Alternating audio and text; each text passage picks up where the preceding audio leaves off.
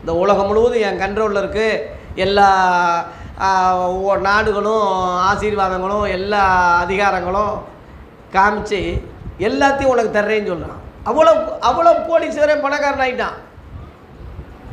தேவன் ஆதாமுக்கு அது கொடுத்துருந்தாரு. அவனை ஏமாற்றி மனைவி மூலமாக ஏமாற்றி முழு உலகத்தையும் அவன் என்ன செய்தான்? அபகரிச்சிட்டான். அதனால் உலகத்தின் அதிபதி ஆகிட்டான். அவன் பிரபஞ்சத்து தேவன் ஆகிட்டான். உலகத்துக்கு அவன் தான் சிங்காசனம் போட்டு உட்காந்துருக்கான் இருக்கு, பிடுங்கிக்கிட்டான். அவன் படைக்கலை. அதே மாதிரி மனிதர்கள் அப்படித்தான், கடவுளால் படைக்கப்பட்டவங்க தான். அவன் ஆதாம ஆட்டை போட்ட மாதிரி, ஏவாளை ஏமாத்துற மாதிரி பிசாசு இன்னைக்கு ஜனங்களை ஏமாற்றி அவன் பிள்ளைகளாகிட்டான்.